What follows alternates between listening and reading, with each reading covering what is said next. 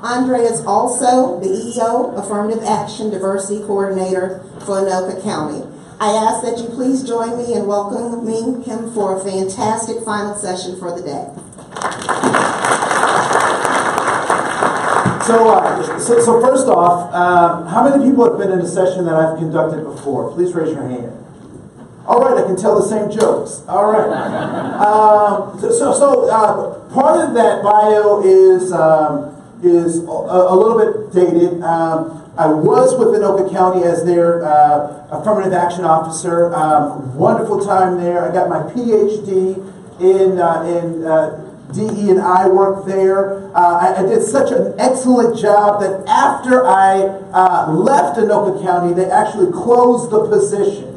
I did such a wonderful job that, okay, all right, all right. I see who I'm dealing with today. So I'm honored to be here. I'm excited to be here. I do want to say that I try to be a marketing genius. And in that, I recognize that implicit bias is one of those hot topics today. And what I'd like to do is pierce through that hot topic and actually get to some things that are pretty substantial about our human interactions. And so if it's possible, I'm not sure if I'm talking too loud or if there's an echo. It's kind of weird to have the echo, but if somebody can take care of that, that'd be great. Thanks. So I want to pierce through some of our human frailties, right? So a big hairy spider. You're in a conference room. There's you're in this huge mediation. A spider comes into the room, or maybe it's a snake, right? I don't know. Do people like snakes? Right? No. Okay. No. Okay. So people don't like snakes. They don't like spiders. It comes into the room, and this negotiation is critical. It's absolutely critical. But the spider, the snake, comes into the room. What do you do? Step on it. So some people say, I'll step on it, right? Some people say freeze. And other folks are like, I'm out of there, right? I'm out of that room. Why do you have that? What do you do? So I know that if it's me, I get cool. Because when I'm afraid, I get cool. Right? So I see the spider or the snake, and so I get cool. So now I'm thinking, all right, I'm really afraid of this thing. I'm really, I don't want to be around it. It's dangerous. I don't know what's going to happen. So maybe I'll put my paper between me and the spider. Or is there a way that I can move the chair to block the snake's advances, right? I start to problem solve because I can't lose my cool at this deal. And so what I'd like to suggest is, and I'm going to get right to the punchline because we only have a little bit of time, and it's me and you, it's me standing between you and happy hour, so I want to make sure I hit this straight out the gate. That implicit bias must be met with cognitive control. So many of us may not be old enough to remember, but there was a TV show that featured a guy by the name of Flip Wilson. And Flip Wilson had this comedy routine that's an age-old comedy routine that I think was started by Milton Berle during the vaudeville days of television. And Flip Wilson would be today's equivalent of Medea, if you will, right? So Tyler Perry and Medea. And Flip Wilson had this character that he played, and her name was Geraldine. Anybody know what I'm talking about, right? So one of the things that was really interesting about shows in the 70s and early 80s was that to have a hit show, you had to have a catchphrase. You had to have a catchphrase, right? So maybe you know this catchphrase. What are you talking about? Right? That's the catchphrase, right? The guy with the leather jacket in the 50s show, when he was, when something was happy or cool, he would say, hey, right? the family living in the projects, when they were happy or elated, everything would be dynamite, right? So Flip Wilson's show was no different than those other shows. And so the main character in that show, or the persona that he played as Geraldine, had a catchphrase. And Geraldine would find herself in all sorts of Lucille Ball type situations, right? And when asked how or why she was in that situation, Geraldine had a catchphrase response. And her catchphrase was, "The devil made me do it." Right? Anybody remember that, right? So it was, "The devil made me do it." Why did you get a traffic ticket? "The devil made me do it." Why did you drop this thing? "The devil made me do it." And all too often, that's how we play implicit bias. But my dad was a Black Panther turned Pentecostal preacher. And do you think the devil making me do something that's going to fly in my dad's house? No, that didn't fly. So he said, "Son, you need to have some cognitive control." So I can't blame the devil on everything, and that's what we oftentimes do with implicit bias. I was telling someone that as a marketing genius, I like to talk about implicit bias because it gets me in the door, but I actually think it's hooey. It's hooey. It's laziness in a number of respects, that I don't see things that I need to see. And I'll prove that to you in just a second. And also, it's also important to recognize where you are. So my daughter she will celebrate her 4th birthday. I am so glad that she's made it to 4. Wasn't sure it was going to happen. She gave some trying times to her new parents, because what they don't tell you about parenthood is everything that you should already know about parenthood. They didn't teach me. But yeah, you got to know where you are. And so one of the things that we watch is Moana. Has anyone seen that movie, Moana? I do not like Disney films, right? I mean, not even that Black Panther, because Killmonger was right. But anyway, I'm not a big Disney fan, but I saw Moana and I loved it. Do you know why, as a father of now a 4-year-old, I might have loved the movie Moana? Guess why? You don't go to movies, you don't know. Because if I don't go to the movies, I don't know? Maybe. Oh, you don't go to the movies. That's okay. You can download it. Why might I, as a father of a curly-haired 4-year-old, appreciate that movie Moana? Representation. And you know what was represented in that? Now, I'm going to give, for those of you who haven't seen Moana, I'm going to give away the plot. This is a spoiler, so you may want to fast forward. All right. So here's the spoiler. Moana is about a girl on an adventure.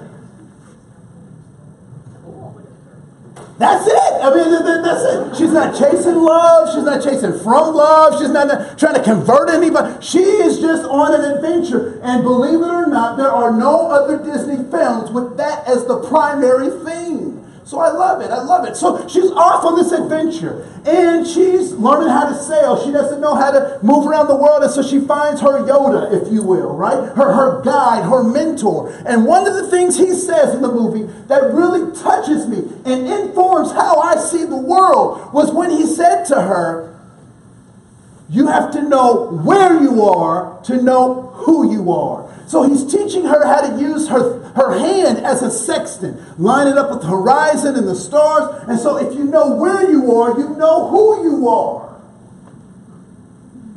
So I looked at the election of Donald J. Trump.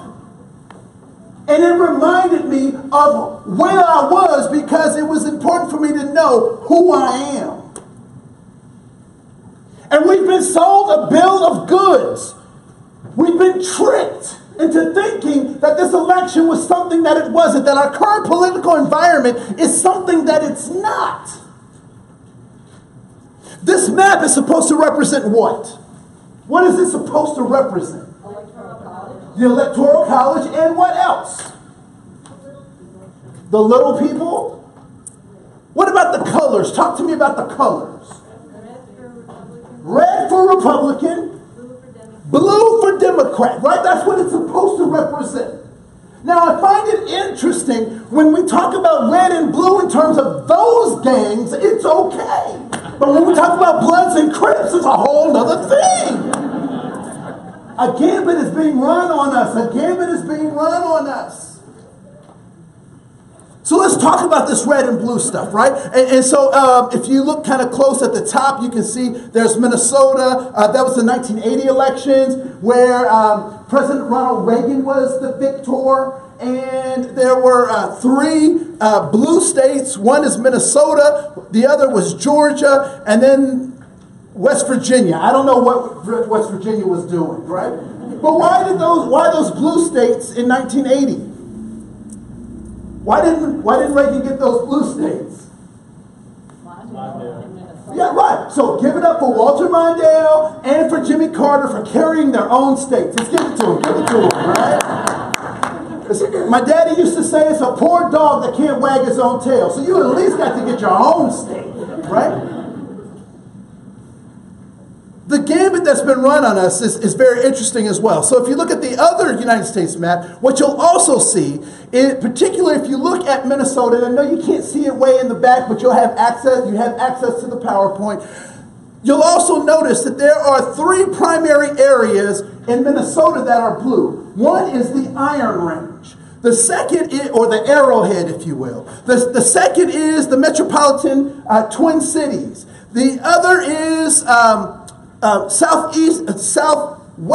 southeast Minnesota, and then right around St. Peter is also another blue spot. The rest of the state is red. So even this map of the United States is kind of a misnomer, right? What do we know in Minnesota about the Iron Range? What do we know about the Twin Cities? What do we know about the area around St. Peter? What features do they have in common? Unionization. What else do they have in common? What about education? Universities are there. Now, as I look at the rest of this map, I find some other things that are very interesting. And what I find is where there are blue areas, there are universities. Where there are blue areas, there is unionization. Where there are blue areas, there are high levels of economic involvement. And so when I look at this red and blue map, what this says to me is that this isn't about Republicans and Democrats. It's about conservation or conservatism with the small c. So what does it mean to conserve? What I would suggest is even here in the state of Minnesota that we have this divide between these so-called ivory towers of four-year education and folks going to two-year schools who are trying to get skills that make their life easier. And so we have this great divide between this so-called conservative and liberal agenda. What I'd also suggest is that if we don't know where we are, we can get confused by what people are trying to tell us. My mom and her sisters, they had advanced degrees. They had master's degrees in education. My mom went on to start her doctorate. My aunt didn't finish her dissertation before she died, but they had these advanced degrees. And so when my uncle went to after he tried to finish his time at The Ohio State University, not to be confused with Ohio State University, The Ohio State University, on his scholarship. And he ran out of money and he couldn't wrestle any longer. What he decided to do was take that same engineering knowledge and become a journeyman plumber. And my mom and her sisters laughed at him. How are you going to take all this great knowledge you have to be this engineer and become this journeyman plumber? But guess who gets the last laugh? Because when their stuff goes awry in their house, who do they call? But they can't reach him because he's in Afghanistan. They can't reach him because he's in Yemen. They can't reach him because he is in theaters of war making $400 an hour as a journeyman plumber. And so when we see this red and blue, we can't get confused by what we're being sold. What we have is a gap in human relationships. Those who think they have it together and those who are trying to figure it out. And so when we talk about being conservative, want us to think about what does that mean with the small c. That the so-called red, they're trying to conserve a way of life. They actually voted for someone who they thought could slow down or maybe even stop change. But what do we know about change? It won't stop. It can't stop. Right? So we have to have compassion and relationships with these folks to help them understand that, you know what? Change is coming. It's coming. It's coming. Someone asked me, well, you know, why are all these people calling the police on black people? I would suggest that that's always been the case, but we didn't always have social media. We didn't have social media. So what are we trying to do? So when we talk about this idea of implicit bias and cognitive control, what I want you to do is I want you to take control of your boogeyman. Don't let your boogeyman run you. So I'm a child of the 70s. We had this, there was this, so before photos, you know, you had on your phones and all over the place, we would have to go to Olin Mill Studio. Is anybody familiar with Olin Mill Studio? Right, yeah. So we would go to Olin Mill Studio. And my mother would dress us up and we would, you know, look in our whatever our best was for these photos. Now, the thing about Olin Mill Studios that was kind of interesting was they always had this kind of gray matte background. So it wasn't very engaging at all, right? But they were the only place in town that was taking these family photos.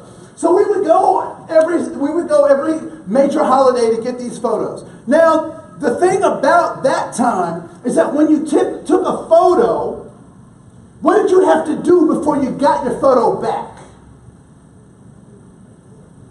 You had to wait, right? You had to wait. So you had this window of time that you had to wait. And so you would take the photo, and then you'd wait like 2 weeks, maybe 3 weeks, before you got your photo back. So when you got your photo, who are you looking for?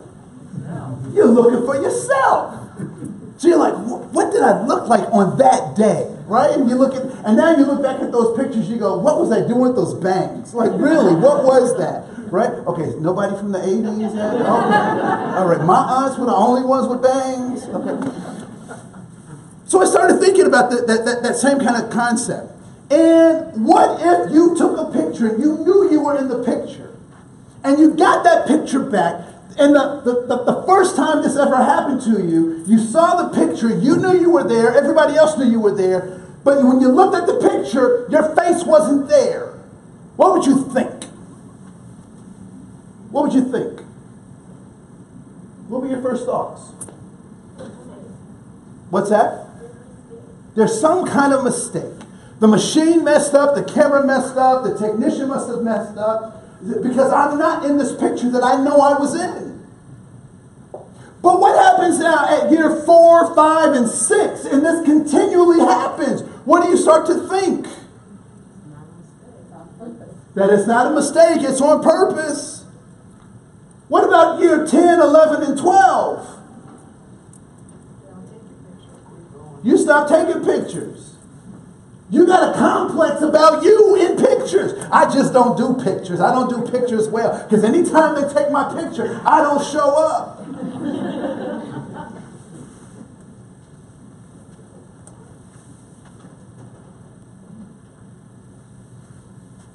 We hold these truths to be self-evident, that all men are created equal, that they are endowed by their Creator with certain inalienable rights, and that among these are life, liberty, and the pursuit of happiness. Great words. Love them. Love them. Who's missing? Women are missing. Who else is missing? Native Americans are missing. Blacks. Americans of African descent. People with disabilities are missing. Poor people are missing. Poor white people are missing. Because when they wrote that, they weren't talking about, they were only talking about people who had what? Land. Did the majority of white people have land? No. Which is why when they eliminated American Indians or indigenous people off the land, white people ran to go get that land. Not just because there was free land, but that actually meant they could count. They could be something. So what do we call, getting people back into this picture? We call getting people back into that picture social justice. Social justice isn't this touchy-feely, fuzzy kind of thing, but it's actually providing opportunities for people to be back into the picture that they were supposed to be in from jump. Social justice. So let's go to your handout just for a second. At the top of my screen, you will see that there is a link. So if you have a question or a comment, please feel free to do that. Keep your phones on. You're going to need them. So let's go to your handout. What I'd like you to do is to turn to page 3. Turn to page 3, and you'll see that there are 5 circles. 1, 2, 3, 4, 5. 5 circles on page 3. And if you don't have, if I could have a couple of handouts up here, I think there might be some people out here who might not have handouts. So if we can bring some of those up front, I appreciate it. So 5. So in each one of those circles, I want you to put one thing that you value or that is important to you. One thing that is of value or important to you in each one of those circles. It could be a person. It could be a thing. It could be a place. It could be a concept like justice or freedom. One thing that you value in each one of those circles.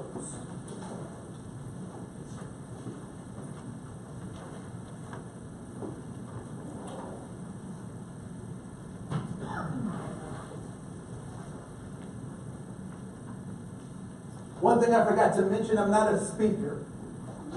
I'm a middle school teacher who happens to do this work. So it looks like most people have 4, if not all 5. So we'll do something very simple. What I want you to do is I want to play a game with you. And the game is very simple. What I want you to do is I want you to find 2 people for each one of the things that you wrote down. When you find those individuals, I want them to sign on things that they like or that are similar to what they have on their paper. You have 90 seconds to do that, starting now.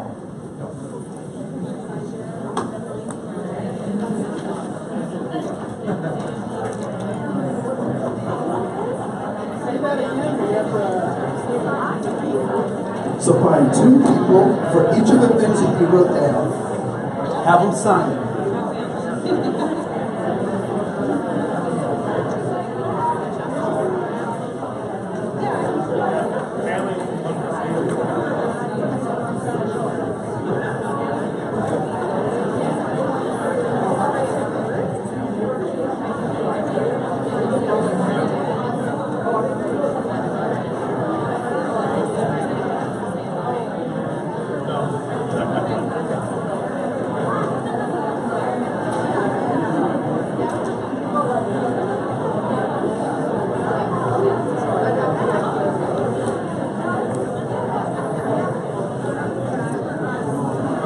Seconds, 30 seconds.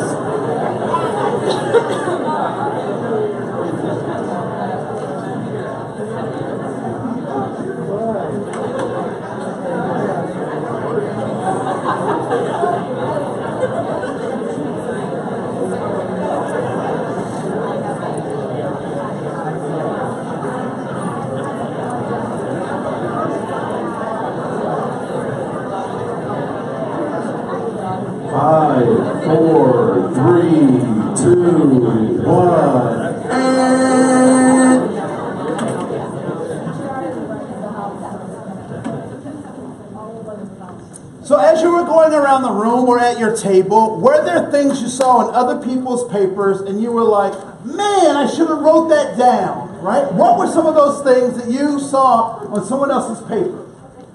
Yes. Equality. Yes. Authenticity. One more. Yes. Fairness. Cool. Were there also things that were more difficult to find someone to sign on, or you actually didn't find anybody to connect with on that? What was one of yours? Money. Please raise your hand if you value money, even if it wasn't written on your paper, or you might not have enough of it. Right? All right. Cool. Yes. What was one of yours? Loyalty. Loyalty. Please raise your hand if you value loyalty, even if it wasn't written on your paper. So these are all possible people who could have signed. All right. One more. Religious freedom. If you value religious freedom, please raise your hand, even if it wasn't written on your paper. All right, cool. What do you think is the point of this particular activity? What's the point of this activity? That we all value the same things. Or not the same things, right? Yeah. We have both commonalities and differences. And if there is a new way that I would like you to approach thinking about diversity, it is in that venue that we have commonalities and differences that need to be honored and shared. The diversity, a new definition of diversity, is that we need to appreciate and honor both our commonalities and our differences. We also must come into the recognition that we walk into spaces with power and privilege. I walk into this room with power and privilege.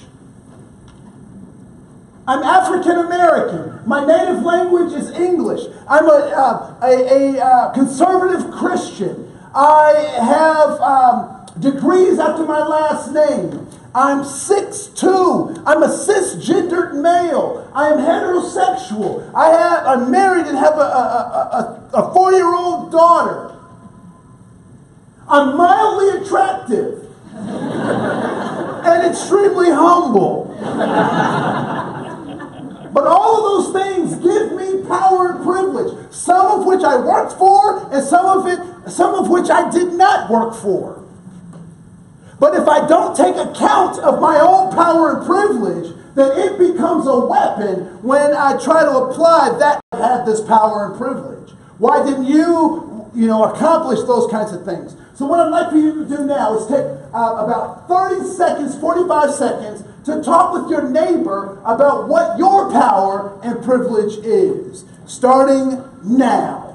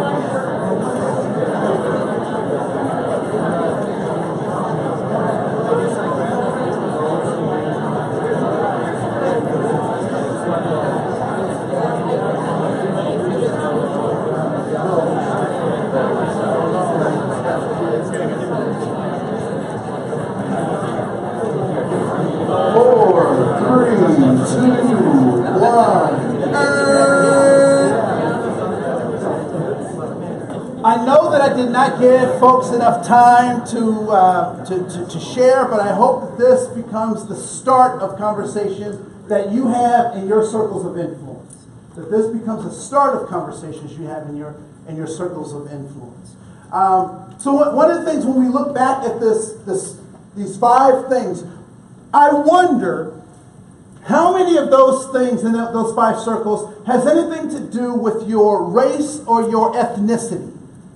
In terms of those 5 things, how many of those things have direct correlation to your race or ethnicity? Please raise your hand. All right, so I have about 5 or 6. There's about 150 of us in here. So 5 or 6 folks. All right. Why is it one of those 5 things has something to do specifically with your gender or gender identity or your gender expression? How many of those 5 things have something to do with your gender identity or your gender expression? Okay, I have 1, 2, 3 hands. All right, cool. 4 hands, all right? For this one, what I want you to do is I want you to jump up in the air and wave your hands like you don't care if this applies to you, all right? Raise your hand if something in those 5 circles that you wrote down has something to do with your social economic status, i.e. your tax bracket. Okay, thank you. I appreciate it. All right? Okay, so very few of us. All right, so why is it that very few of us, why is it that very few of us wrote down or found things associated with our values that had something to do with our race or our gender identity or gender expression or our social economic status? Why did the majority of us not write those kinds of things down? Yes. I think we did. I think people aren't seeing them. You think people aren't seeing them? I'm just asking people for what they saw. But I mean, like, when I look at what I wrote down, I didn't write it down thinking about race or gender, but they all have something to do with that. Okay. Fair or unfair. Okay, cool. Cool, yes. Well, looking around, it looks like the majority of us are Caucasian and don't associate our values with our race because it's a non-factor in our accomplishments in life. All right, so you don't see race as a part of the computation for the success that you've had. It's not a challenge. It's not a challenge, okay? Yes. I think many of us put family and friends or something along those lines down as one of these things, and I think that is related for many of us to race, but we don't think about it that way. But I mean, I think. Okay, so maybe family and people have equated that to race. Okay, cool. Yes, please. I didn't put race down because it only is telling you how far your ancestors were away from the equator. Okay, so it only tells you how far your ancestors were from the equator. I will let you off the hook and let you know why most of us didn't write that stuff down. Because we were smart. What do I mean by that? What did I ask you to do? Write down things you value. Write down things that you value. Now, what I'm not saying is that our racial construct or our gender identities or our social or economic status is not important. But what I will suggest is that the things that we wrote down are more important to us. So how is it that you were able to find commonalities with folks? How were you able to find those commonalities? Yes. We all value the same things at a human level. So at a human level, we're all human. You're able to make those connections because those are human levels. But what I will offer you is that there are systems in place that are trying to divide our human status so that they can turn us into things. They can turn us into things. One of the masteries of the economic system called slavery was how they were able to take human beings and turn them into cogs, or attempt to turn human beings into cogs. I think it's best captured by that early scene in Roots, where they captured the young African Kunta Kinte, and they're trying to condition him for the system of slavery. And so they hit him, and he screams with this agonizing pain. And he says, the conditioner says, "What is your name?" And he says, "My name is Kunta Kinte." And he says, "No." And he hits him with more pain. And he says, "Your name is Toby." And this continues and continues until finally the young man laments and he says, "What is your name?" And the young man says, "What? My name is Toby." Turning him from a human being into a cog in a machine. And what we have to recognize is when we take these positions around our so-called racial identities, that they are trying to convert us from human beings into things. I would say that predatory capitalism has been weaponized to turn us into things. How many people have ever watched a commercial? Have you noticed some of the tenor of those commercials? Right? So the newscast that comes on before, they're coming to get your stuff. They're going to take your stuff. They're coming to get your stuff. Watch out, they're going to come. Ah! Now it's time for a commercial break. Do you have anxiety? Are you nervous? Are there, the side effects are you will only lose, you only bleed out of your left eye, you won't have function of your right hand, all this kind of stuff, right? So trying to turn us into things, into things. And so what we have to remember is that our humanity it costs as much as someone else's humanity. That our humanity costs as much as other people's humanity. And what I believe that this implicit bias, another way to talk about implicit bias is to talk about arrogance. I believe that implicit bias is based partly on arrogance. I was just doing a mediation with two families, and one was a neighbor. He was walking through his neighborhood with his dogs. He saw something suspicious at 11:30 during the day, and so he decides to call the police, and the police descend upon the situations, guns drawn, lasers going everywhere. These 17-year-old kids who were doing what their dad told them to do now find themselves under 4 officers in the back, 3 officers in the front, securing the perimeter, all because they were moving patio furniture. And so when doing the case development, I asked the guy who was the caller, I said, why did you call? He said, well, I've been around this house. I've walked this path over 100 times. I live in this community. I've been here for 8 years, and I've never seen black kids at that house. So I bring the father in. I said, Father, you want to tell me what's going on? Yeah, so as you can see, I'm white, and my wife is Panamanian. And our kids look like the rainbow. Well, sir, how long have you lived here? 29 years I've lived here. Was the man's problem racism? I'm not racist. I have black people working for me. I would say that his problem wasn't racism. It was arrogance, disguised as racism. And so we talked about the humbling aspects of that. And this is the thing that really scared this is what hurt my heart in that situation. Is that the boys relate their story to the dad. They said, Dad, the police were there, and they had all the stuff. And they had the dogs. They had all their ammunition. And he said they were yelling stuff at us, but we couldn't hear anything. I don't know about you. Yelling's not my thing. I'm not used to yelling myself, right? So I can't imagine the stress level of guns drawn and people yelling. And so they said, Dad, the only thing we knew to do was to raise our hands and fall to our knees. How many times have we heard instances where young people are shot for not complying?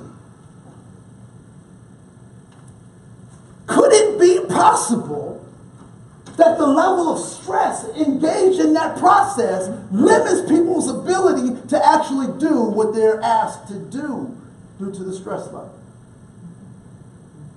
Implicit bias, I think it's laziness.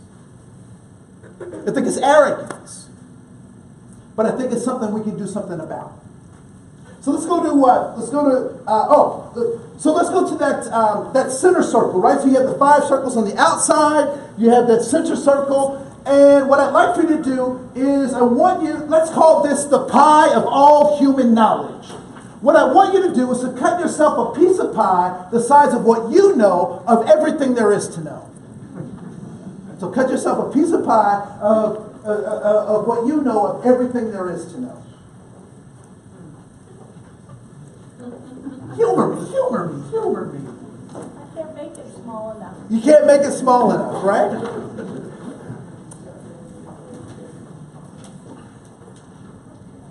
So let's go to another piece of pie. What I want you to do is to cut a second piece of pie, and this is the size of what you know you do not know. You are aware of the fact that you don't know. So for me, it would be that I know that I don't know Mandarin Chinese. I know that I don't know how to fly an airplane, and I now know that I should not continue to do lobotomies. So that second piece of pie. And I want you to draw a second piece of pie because there's a third piece of pie that we will also talk about. So the first piece of pie is what you know. And that's the stuff that got you into this room. All that stuff that got you into the room is what you know. Then there are those things that you know you don't know. And so what do you think is the third piece of pie? What you don't know, you don't know, or your blind spots. So if you can write in that third piece of pie, blind spot.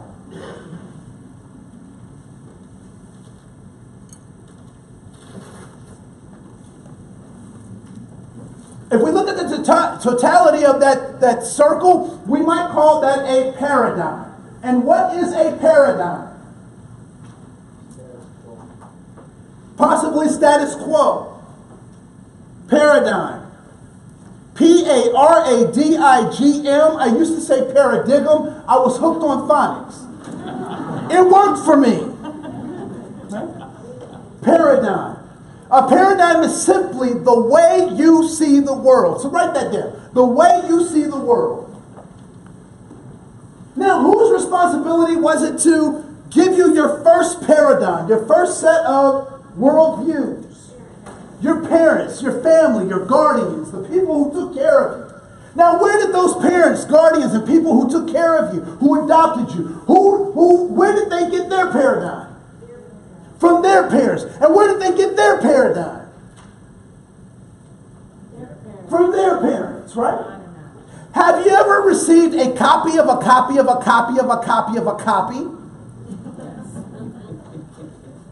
Does it ever look exactly like the original? No. Why? It gets distorted over time. It gets faded. Things get added. There was hair on the copy machine. All those things get added. And one of the things we have to recognize is that we don't see the world as it is. We see the world as we are. I don't see the world as it is. I see it as I am. And so if I grew up in the Iron Range and there weren't a lot of people of color in the Iron Range, it's not my fault that there weren't people of color in the Iron Range, or that I didn't learn about people of color in the Iron Range. However, does your car have a blind spot? And where is the blind spot on your car, your vehicle? In the back.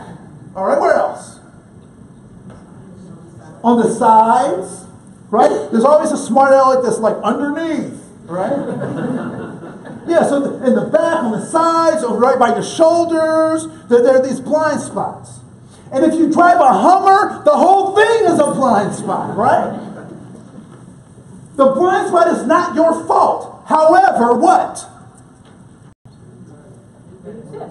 It is your responsibility.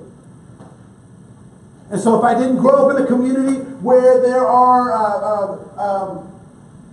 people who are gender fluid, and I don't know anything about people who are gender fluid, it's now my responsibility, particularly if I'm supposed to defend, if I'm supposed to work with, if I'm supposed to engage with those folks, to find out about those people. It's my responsibility. It's not my fault, but it's my responsibility. And so when we look at this paradigm, we don't see the world as it is. We see the world as we are. And we have to recognize that all human beings are after very similar things. We're after significance. We're after belonging, and we're after safety. Significance suggests that I'm a person with purpose and power.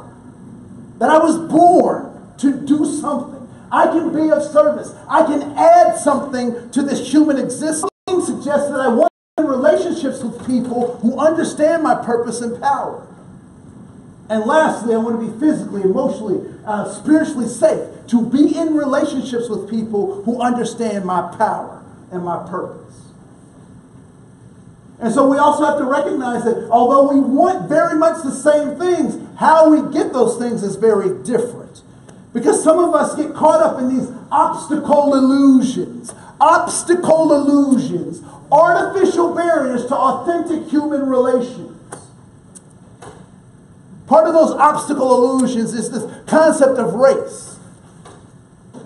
This Western idea of gender roles is another obstacle illusion that creates a barrier between human beings. Poverty is an obstacle illusion to authentic human relations because there are no poor people. There are only poor systems that people are responding to. And so we have to recognize that we're looking for safety, significance, and belonging in all that we do. Good. I'm doing good on my time. So I want to fast forward to let's go to page 6 and page 7.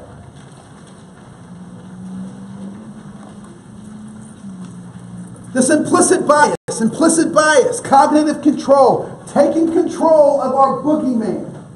And so here's a boogeyman that we have to answer. Is there something wrong with minorities? And I use that terminology on purpose to get the knee-jerk reaction that you had when you read it. Is there something wrong with minorities? This question is important because how you answer the question will determine how you behave. So we know historically we have these stories about the achievement gap. Anyone heard those kinds of things, right? Or the opportunity gap. Anyone heard that kind of phraseology before? Raise your hand if you've heard that phraseology. Okay, cool. We'll hear about health disparities. We'll hear about all of these things. And so the key question to me is there something wrong with these people? As to why we keep getting these things. And if your answer is yes, then please hold up $20 so we can find a cure for these folks. So if there's something wrong with them, let's get a cure. We got rid of TB? Mostly. Let's find a vaccine. But if there's nothing wrong with these people, then there is something wrong with what?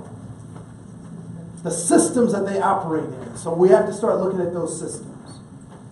And so some of the things we have to be mindful of is this idea of this war on drugs, these mandatory sentences, this idea of the 3-strike laws, which are all part of dog whistle politics.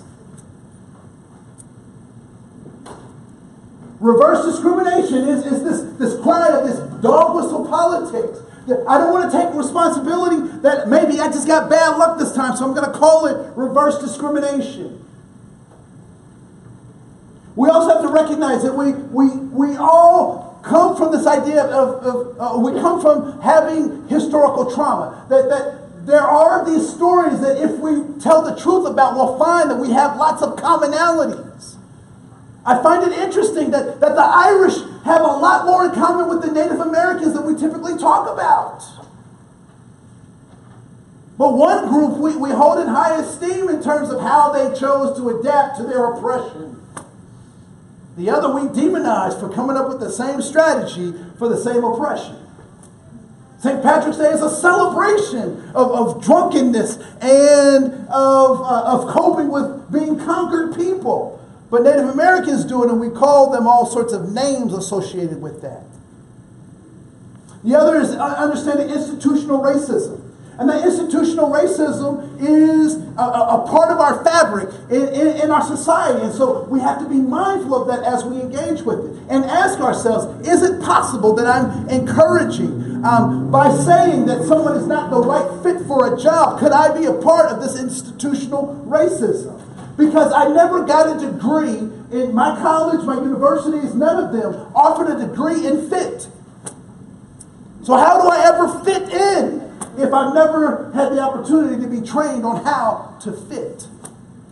Lastly, this idea of poverty, or secondly, this idea of poverty. Again, there are not poor people. My parents did not have money, and we used to get my school clothes at the Goodwill when it was affordable. Goodwill, I saw a sweater in there for $20. I was like, what are you talking about? Right? And lastly, this idea of whiteness. Whiteness is problematic.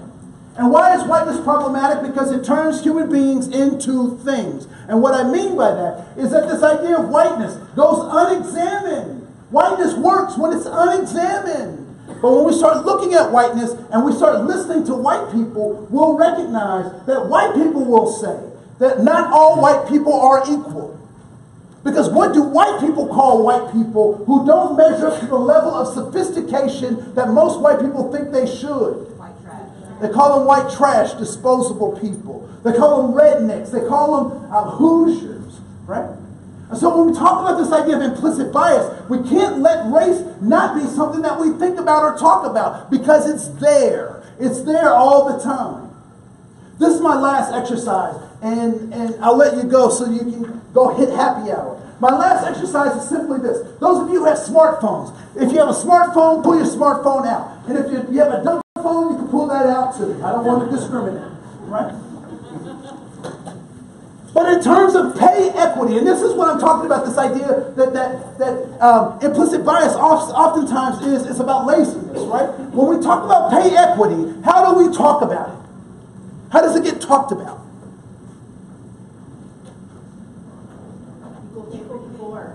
Equal pay for something. And so how does the chart usually start off? Equal pay for equal work. And so a man makes what? $1. And a woman makes what? 76 cents is the last one that I saw. Is it up to 80? Okay, so 76 cents is 80, all right? So how much does a African American woman make? How much does a Hispanic or Latinx woman make? 52 cents. How much does a Asian woman make?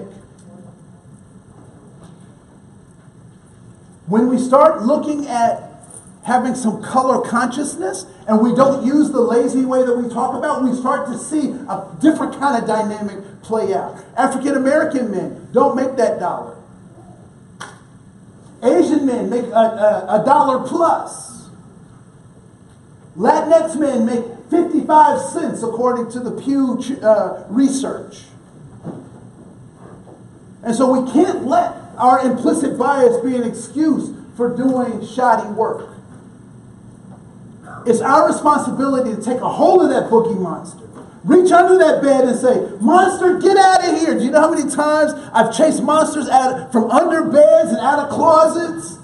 Almost on a regular day, on a regular basis. And to the point that I finally just got a nightlight. So find someone who can be your nightlight. Link arms with those folks. Don't let your implicit bias. How do you find out about your blind spots? There's two ways. One, you can what? You can crash into them. The other way is that you what? You look for them. You look for them. My name is Andre Koen. I really appreciate your time. Thank you so much.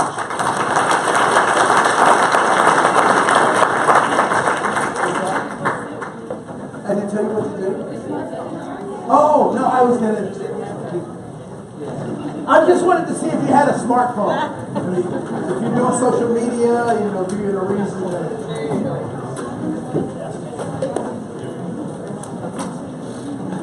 I wanted to add a little to that. During this moment,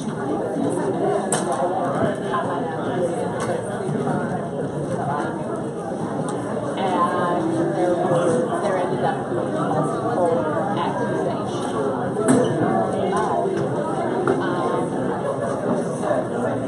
I know this is true.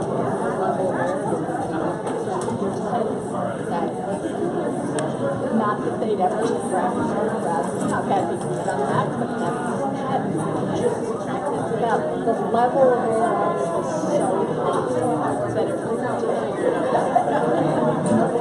What I didn't get a chance to talk about was the idea of intersectionality, because what happens is a number of those things layer on top of each other, and the person is saying, I am not that one thing. What they're not saying is, I'm all these other things. not that one thing. And so that's why I say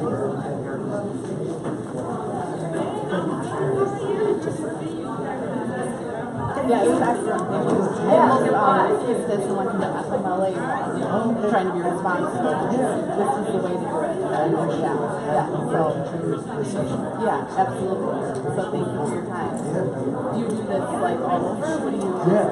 Do you teach middle school? no, I actually teach at Bethel University. Oh, I think it's middle school. I did after Oh, okay. Oh, okay. high school classroom. So I can handle this. Okay. I'll just leave it. Yeah.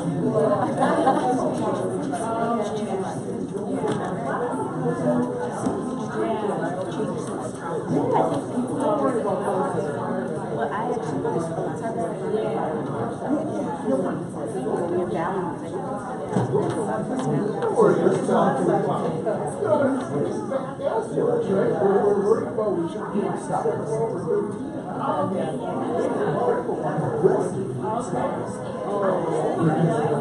We won. I don't have to listen to your stuff anymore. So when the table, the opportunity is turned, people are like, I'm not listening to you. And, you know, it's this whole thing keeps going back and forth. And we need people to protect and break that. Be moderate. Great job. Yeah. Good job. I'm not sure we don't have risk right now. I'm going to turn it off. So it's like the risk we know. Oh, yeah? Hey, John. I didn't see that. All right. I don't see any experience for feedback. I worked that a lot. Okay. I spent all last year down there. We did 5 or 6 sessions. Okay. Okay. The rookie stuff? Oh, the skills. Okay. Yeah, I thought it was like, didn't find time. I did the whole day here. Yes. Yeah, good to see you. I will. So what's your solution for, I heard you talk about, you know, the whistle, dog whistle. Call it what it Yeah. is, right? We've been gaslighted, so we got dog whistle politics. And people use code words for race. And you just gotta call it out. Like, no, I call bull. That's reverse discrimination. I call bull. No, it's not reverse discrimination. You're just not as good as you think. Right. This other person's better. But like from a systematic, you know, like legislative level, the drug laws, the mass incarceration, how do we affect change there? Yeah. So the other thing, so we have to change our language. Right? So as an example, I don't talk about white supremacy or what's the other phrase that people like to use? I mean, Is she back here? Is she back here for the summer? No. Oh, yeah, that's There's right. another Yeah. type of user. So what I call that is entitled. Like we have an American entitled. And then we can build off of that. Good for her. So part of it is to try to change our Good. So tough on crime. No, let's not get tough on crime. Let's talk about rehabilitate let's human rehabilitate beings. That's right. Yeah. Let's use first language, all that kind of stuff. So those things infuse the human element. So like right now, President Trump is trying to. So my wife is Native, and he's trying to say that natives are a race and not sovereign nations. So we don't have to do anything. We can break all our treaties, take their land. No, we're not going. These are sovereign nations. They've been sovereign nations. You know, since we created the laws that said that they were. Right. So how do we? So, did you hear what he said this past week about illegal immigrants and animals? And you know, animals under law are property, right? So this is bringing it all full circle, is because you can own it. Well, that's why they're saying if we get kids at the border, we're taking those kids. We're going to put them in foster home because they're not human beings. And if people allow that rhetoric to get into it's our dangerous. stuff, it's very. But I mean, I don't know how to stop it. It's just, No, you stop it by having relationships with people that you should not have relationships with. Yes. Try to do a little part-time, a little 15 hours. I was like, oh, heck no, I don't know where you got that idea from. Did you get my joke? Were you in here? No. Oh, you didn't get my dinner milk and joke. Oh, yeah. What's her tomorrow? Yeah. We used to work together. I will, yeah. Oh, okay. I'm sorry, what's your name? Yeah, second time I'm back. Yeah, it was good. Yeah, I'm glad you did it. It was good. Oh, okay. Because stuff's kind of out of context. Yeah. I know, it's like, Thank you what? so much. So, good. I will, for sure. Staying out of trouble? Yeah. Doing great things over there, man. Trying. What's wrong with this shit? Trying. There's ways to go.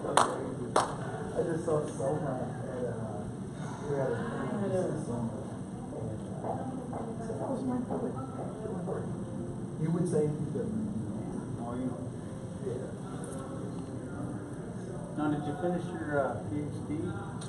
No, I'm still in the process. Okay. I also applied to law school and then accepted, but they want me to pay cash. Hey. So what I'm finding out is being accepted into something and actually paying for it is a Yeah. whole different experience. So, yeah, no, I'm over at Bethel. So I teach at Bethel. Okay.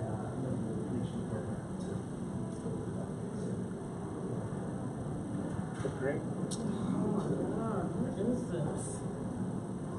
All right. Well, are you back in tomorrow or? I'm not. No, this is all I can handle for my schedule. Tomorrow I'm doing 5 exams. But don't forget, if you ever need any work out there, We've I think you know, Pat. Pat got a new job. We're going to the city of Blank, Wow. June 1st. Wow. That's a tough class because she was like really good for getting She's powerful. yeah. Oh. Yep, and I mean she makes everybody comfortable. Always upbeat. You know, when people trust you. It's been around a while, so I don't know about that. Yeah. So No. I know it's a tough thing, particularly when the county is seen as a stepping stone. yeah. There's people- When I know our reputation is bad, trust me. And I understand it. I wouldn't even necessarily